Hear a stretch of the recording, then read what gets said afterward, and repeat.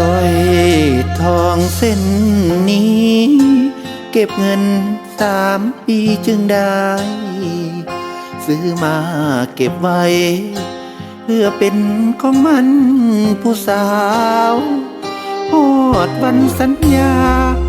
ลางานกลับมาบ้านเฮาน้ำตาพังยาวหูข่าวว่าน้องแต่งงานหัวใจสถานอ้ายมาบ่ทันใจเจ้าสัญญา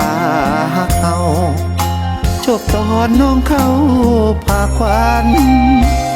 อ้ายกลืนน้ำตาเข้ามาเป็นแขกช่วยงานสร้อยที่เตรียมมันออกมาเป็นของขวัญแทนใจหากบอกกล้าใส่เก็บไว้ให้ลูกเด้อลาบัดเขาใหญ่มาบอกว่ากลุงมอบให้เสียแล้วอย่าให้เสียความตั้งใจหยิบรับของขวัญคนไทยก็ลาใจไปชั่วชีวิตสร้อยทองเส้นนี้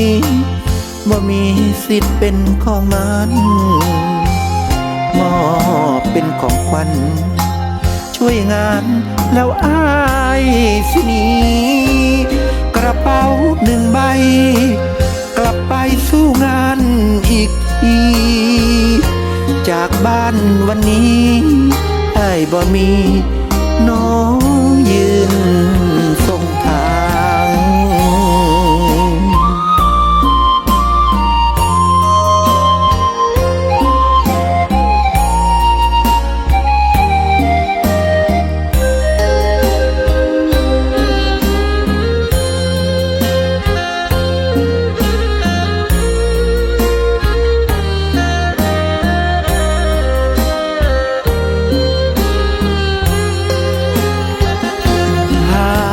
กล้า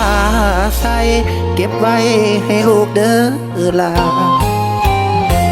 บัดเขาใหญ่มาบอกว่าคุณลุงมอบให้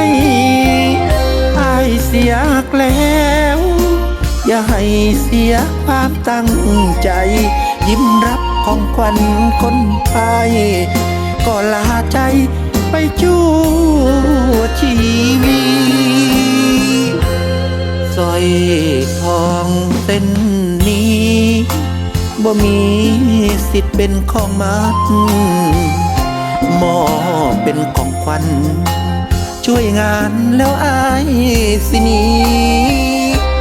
กระเป๋า1 ใบกลับไปสู้งานอีกทีจากบ้านวันนี้อ้ายบ่มี